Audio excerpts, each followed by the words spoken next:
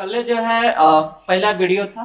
ठीक है, उसमें जो है थोड़ा जो है फिजिक्स और बायोलॉजी का हम लोग डाले थे। उसको कम से कम जो एक बार देखिएगा। ठीक है, उसमें क्या किए थे कि बायोलॉजी का थोड़ा जो स्ट्रक्चर और उसमें जो है कैसे हम समझते हैं कि बायोलॉजी के अंतर्गत क्या पढ़ा जाता है, साथ में जो है फिजिक्स में जो क्या पढ़ा जाता है वो हम देखे थे। ठीक है ना। आज जो है हम लोग मुख्य रूप से जो है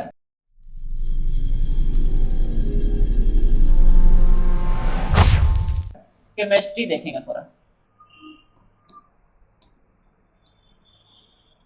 देखिए, केमिस्ट्री के अंतर्गत क्या होता है ना कि इसमें जो है ना निर्जीव, जैसे कि बायोलॉजी में क्या होता है कि सजीवों का अध्ययन कर रहे थे, लेकिन यहाँ पे क्या है ना कि आप जो नॉन लिविंग थिंग्स के विषय में जो है यहाँ पे अध्ययन करेंगे।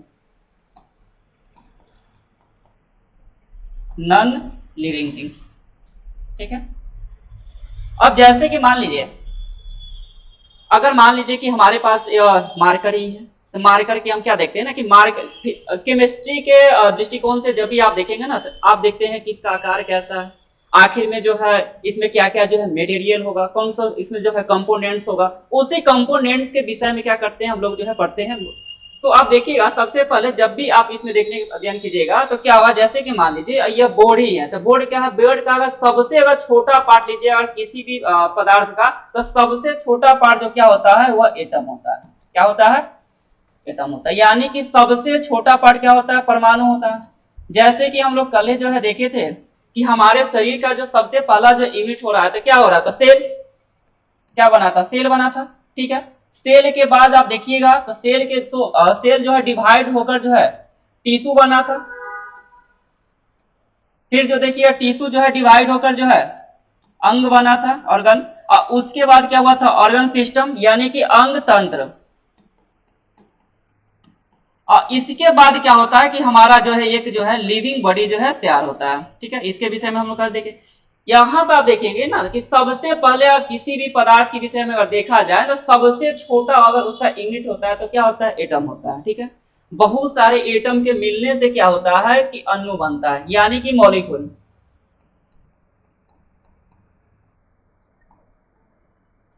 ठीक है। फिर उसके बाद देखिएगा बहुत सारे जो अणुओं के मिलने से क्या होता है, यह तत्व यानी कि एलिमेंट बनता है।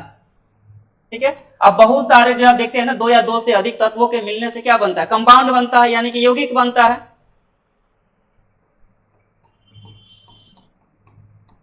और यह जाके तब क्या होता है कि हमारे पास जो है एक पदार्थ तैयार होता है, और यह पदार्थ क्या होता है? यानी कि वह हमारा जो है निर्जीव वस्तु होता है। ठीक है ना। तो यानी कहने का मतलब ये हो गया कि पदार्थ का सबसे छोटा जो है यूनिट कौन हो गया? आपका जो है एटम हो गया।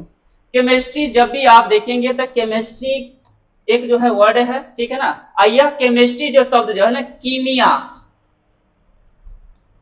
किससे लिया गया है? कीमिया वर्ड से लिया गया है। केमिस्ट्री जो शब्द जो है वह कीमिया शब्द से लिया गया है, और यह कीमिया का मतलब होता है काली मिट्टी।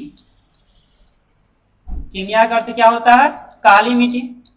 और इसका यह काली मिट्टी देखिएगा ना कहां से शब्द लिया गया है, तो एक बार जो मिस्र, मिस्र में क्या हुआ था कि वहां पर जो है बाढ़ आया था, तो वहां पे जो कुछ अजीब तरीका से जो मिट्टी जो काली काली दिखाई दिया था, तो कैसे जो हम लोग जो है कहीं पे जो है बाढ़ उड़ाता है तो हम लोग जाते हैं, देखने जाते हैं कि ताकि जो देखते हैं क्या जो है उसमें दिख रहा है।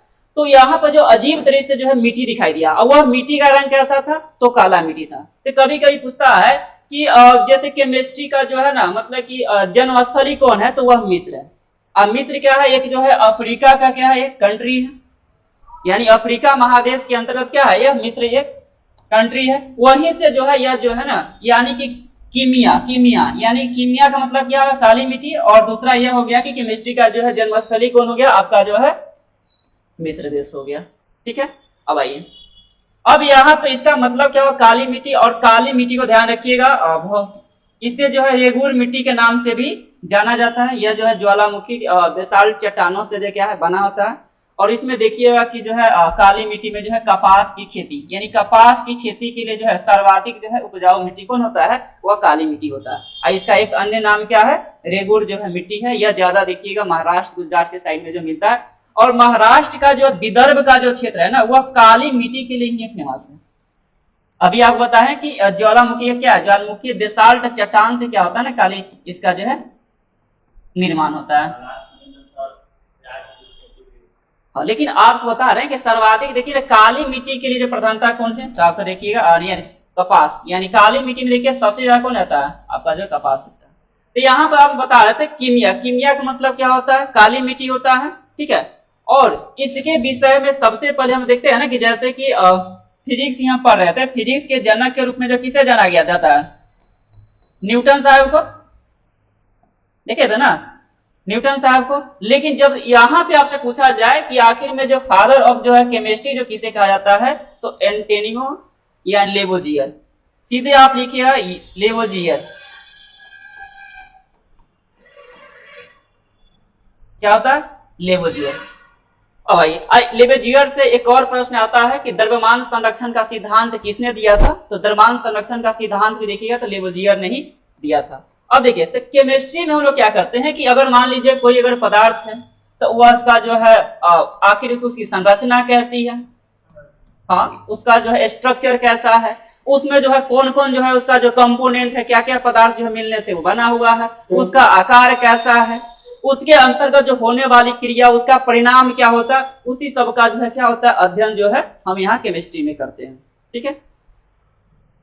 अब भाई हम लोग सुविधा के अनुसार से क्या करते हैं, केमिस्ट्री के अंतर्गत जब देखिएगा तो मुख्य रूप से जो है एक आप देखेंगे तो ऑर्गेनिक केमिस्ट्री होता है, नाम सुने होइएगा, ऑर्गेनिक केमिस्ट्री, यानी कि इसको बोलते हैं हिंदी में कार्बनिक कार्बनिक रसायन, ठीक है। दूसरा आप देखेंगे इसी के अंतर्गत क्या होगा, अकार्बनिक मतलब इनऑर्गेनिक,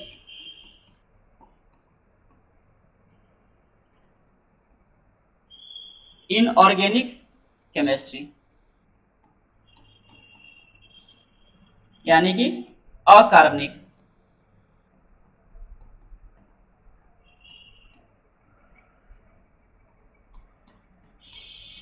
अकार्बनिक रसायन।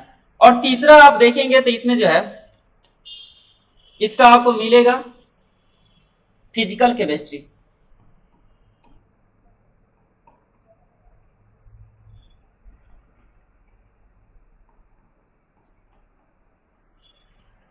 यानी कि भौतिकी रसायन।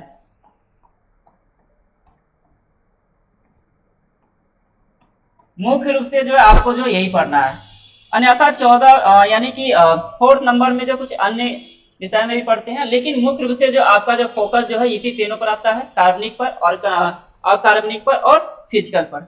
इसमें तो देखिएगा ना कि कार्बनिक जब भी ऑर्गेनिक केमिस्ट्री के अंतर्गत होता है ना कि वैसा अगर कोई भी जो है कंपाउंड है, ये दोनों क्या है, यानी कि आप देखिएगा ऑर्गेनिक हो चाहे इनऑर्गेनिक हो तो दोनों जो है ना कंपाउंड का पार्ट है, यानी कि यौगिक का पार्ट है, ठीक है। इसमें क्या होता है कि जिसमें कार्बन, सीधे सिंपल समझिएगा, जिसमें कार्बन हो वो कौन सा कंपाउंड होगा, तो कार्बनिक होगा। जिसमें कार्बन नहीं होगा वो सबको वो कौन होगा, तो आपका इनऑर्गेनिक, मतलब कि यहाँ पे होगा अकार्बनिक या इनऑर्गेनिक, यानी कि इनऑर्गेनिक केमिस्ट्री हो जाएगा इसमें। लेकिन एक जो है शब्द आता है हाइड्रोकार्बन, क्या होता है, हाइड्रोकार्बन। तो मुख्य रूप से देखिएगा इसमें जो है ना हाइड्रोकार्बन, हाइड्रोकार्बन का मतलब क्या होता है, जिसमें हाइड्रोजन और कार्बन दोनों का सम्मिलित रूप हो। इसमें क्या होगा ना, इसमें नहीं होना चाहिए वो दोनों। इसमें क्या होता है, तो इसमें किसी भी जो है ना मतलब किसी भी मॉलिक्यूल के जो है ना उसके गुण स्ट्रक्चर इसमें जो है देखने को मिलता है यहाँ पे, ठीक है। जब आप देखिए है ना कि जब भी जो है अगर कोई भी जो है जितने भी मिलने से ये सारे जो है कंपोनेंट मिलने से क्या बनता है, हमारा जो पदार्थ बनता है ना, तो पदार्थ का भी हम लोग क्या करते हैं, वर्गीकरण देखते हैं, ठीक है ना। ये देखिए जब भी केमिस्ट्री आप पढ़ेंगे तो पहला ही टॉपिक आता है कि पदार्थ का वर्गीकरण, ठीक है। यानी पदार्थ का मतलब क्या होता है, कल ही हम पढ़ाए थे कि पदार्थ किसे कहते हैं, तो पदार्थ देखते हैं ना, बोलते हैं ना कि जिसमें क्या हो, द्रव्यमान हो, भार हो, स्थान घेरता हो, वही ना क्या है, पदार्थ है। लेकिन बताए थे कि ऊर्जा जो है क्या है, ऊर्जा जो है ना, ऊर्जा में ये सारे गुण नहीं है। लेकिन जब हम लोग कल पढ़े थे ना कि आखिर में फिजिक्स के अंतर्गत हम लोग क्या पढ़ते हैं, तो पदार्थ और ऊर्जा दोनों के जो परस्पर संबंध जो मतलब कि उसके दोनों के बीच के जो संबंध होता है ना उसका ही अध्ययन करते हैं। और उसी दोनों को मिलाकर के क्या हुआ, तो सापेक्षता का सिद्धांत बताए थे, जो E इक्वल टू क्या होता है, mc स्क्वायर होता है, क्या होता है, E equal to mc square होता है। तो इसमें क्या होगा ना, तो जब आप यहाँ पर देखेंगे कि पदार्थ का जब भी आप वर्गीकरण करेंगे, ठीक है। पदार्थ का पहले पदार्थ का वर्गीकरण से पहले समझ जाइए कि सबसे पहले अभी हम पढ़े क्या है, रसायन शब्द यानी केमिस्ट्री शब्द का जो उत्पत्ति जो है किस शब्द से हुआ है, तो कीमिया से हुआ। क्या से हुआ, कीमिया से। और यह कीमिया शब्द जो किस देश में सबसे किस देश में यूज किया गया था, यानी कि मिस्र में, ठीक है ना। और इसका जो है जनक किसे कहा गया था, लेवोजियर। केमिस्ट्री का जो है जनक कौन है, लेवोजियर है। आधुनिक यानी कि द्रव्यमान संरक्षण का सिद्धांत भी क्या लेवोजियर ने ही दिया था, ठीक है। और उसके बाद हम देखेंगे कि ऑर्गेनिक, इनऑर्गेनिक और फिजिकल। जब आप पदार्थ का वर्गीकरण करेंगे तो इसमें भी आप देखेंगे तो इसका जो है दो टाइप से हम लोग वर्गीकरण करते हैं, ठीक है। एक क्या होता है कि फिजिकल आधार पर करते हैं, और एक जो देखिएगा केमिकल। क्या है, एक फिजिकल हो गया और दूसरा जो हमारा जो है केमिकल हो गया। अब देखिए जब भी आप फिर हम लोग आगे पढ़ेंगे कैसे जो है भौतिक परिवर्तन होता है, कैसे जो है रासायनिक परिवर्तन होता है। भौतिक परिवर्तन और रासायनिक परिवर्तन में अंतर क्या होता है ना, कि भौतिक परिवर्तन का मतलब क्या होता है कि अगर कोई पदार्थ है तो भौतिक परिवर्तन में क्या होता है कि वह पुनः जो उसे उस अवस्था अगर चेंज हो गया ना तो पुनः उसे उस अवस्था में ला सकते हैं। लेकिन केमिस्ट्री केमिकल परिवर्तन, इसमें परिवर्तन में क्या होता है कि जो एक बार परिवर्तन हो गया उसे हम पुनः उस अवस्था में नहीं ला सकते, ठीक है ना। आप यहाँ पदार्थ की वर्गीकरण की बात होता है ना, तो आप देखिएगा जब भी हम फिजिकल और केमिकल में से दो भागों में डिवाइड किए हैं तो फिजिकल में हम देखिएगा मुख्य रूप से कितना, तीन। कितने, तो तीन। तो तीन में क्या आप जानते हैं, ठोस, द्रव और गैस। क्या होता है, ठोस, द्रव और गैस। और ऐसे भी आता है ना कि पदार्थ के कितने अवस्था होते हैं। आमतौर पर तो हम तो क्या बोलते हैं, ठोस, द्रव, गैस। लेकिन है कितने, पांच अवस्था है। दो जो है ना लास्ट में खोजा गया है, यानी कि ये क्या हो गया, ठोस, द्रव और गैस। लेकिन अभी जो देखिएगा ना चौथा नंबर क्या है, प्लाज्मा। और पांचवा जो अवस्था है इसका बोस आइंस्टीन कंडेंसेट, कंडेंसेंट। देखिए इसमें जब भी आपकी बात है कि आप देखिएगा ना कि जब भी जो है जो भी जितने भी जो स्टार जो होते हैं ना तो उसमें जो एनर्जी यानी उष्मा जो होता है, जो हीट होता है ना, तो इसमें प्लाज्मा अवस्था भी इसमें आता है, ठीक है, मुख्य रूप से। इसमें जो आप देखिएगा इसके अंतर्गत में मुख्य रूप से आपको जो यही पढ़ना है, इसको सीधे हम लोग याद रखते हैं कि हाँ जो पता। और मुख्य रूप से आप देखिए तो कारण क्या है, अभी यहाँ पे आ गया सबसे ज्यादा यूज तो यही होता है ना, ठोस, द्रव और गैस का। किसका, इसमें आप ये ध्यान रखिएगा ना, इसमें आप देखिए जितने भी जो है ना यानी जितने भी जो तारे होते हैं तो तारे में जितने भी आप देखिएगा ना कि जो उष्मा का जो है स्रोत होता है वो प्लाज्मा अवस्था होता है। यानी कि देखिए अब देखिए तारे में कितना 2000 डिग्री सेल्सियस तक टेम्परेचर हो जाता है, तो उस सब में जो है किसका होता है, प्लाज्मा अवस्था का देन होता है। जैसे विलियम क्रूक्स साहब ने इसका जो है पहचान सबसे पहले किया था, ठीक है। इसमें फिर आइए इसमें आप फिर अब जो आप देखिएगा केमिकल वाला में देखिएगा ना तो केमिकल प्रॉपर्टी में देखिएगा यहाँ पे भी जो है तो इसे भी दो भागों में यहाँ डिवाइड किया गया, ठीक है। ये क्या होता है आप देखेंगे तो प्योर मैटर होता है,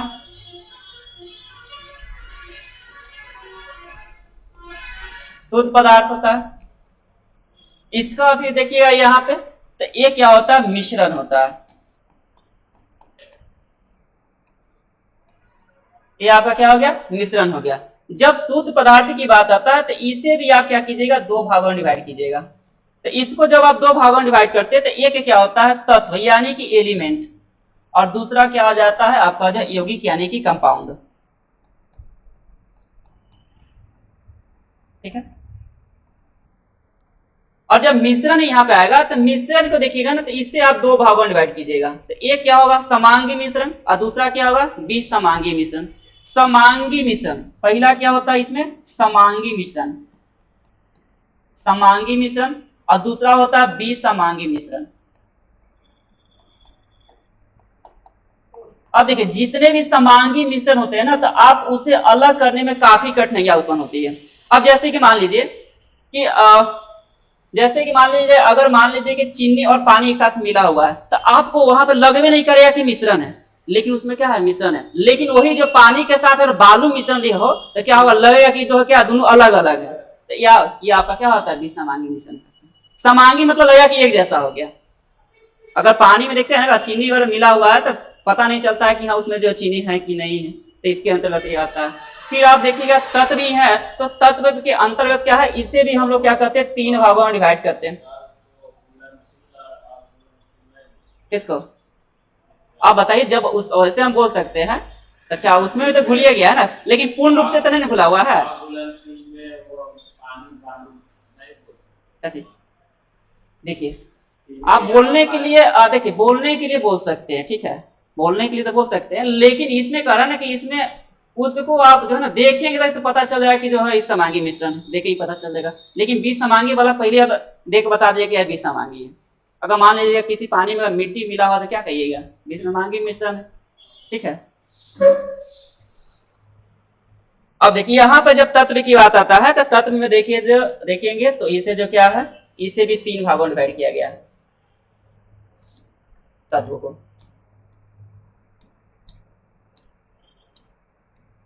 इसके अंतर्गत क्या पढ़ते हैं, धातु, अधातु और उपधातु, इसके अंतर्गत पढ़ते हैं, ठीक है।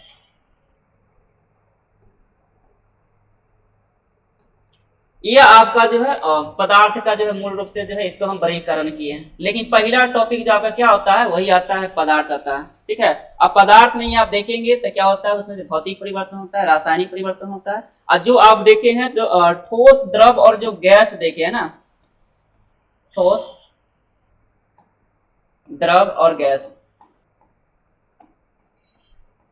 सिंपल सी आप जानते भी होंगे कि आखिर में कैसा होता है, मतलब पूछा जाता है ना कि इसका जो है किस कैसे पहचानेंगे, क्या इसका प्रॉपर्टीज होता है। तो ठोस का प्रॉपर्टीज क्या होता है, जिसमें क्या होता है, जिसका आकार क्या होता है, निश्चित होता है, हम पढ़ते हैं ना, जिसका आयतन भी क्या होता है, निश्चित होता है, आकार भी क्या होता है, निश्चित होता है, वो क्या होता है, ठोस अवस्था होता है। पदार्थ का कौन सा अवस्था होता है, ठोस।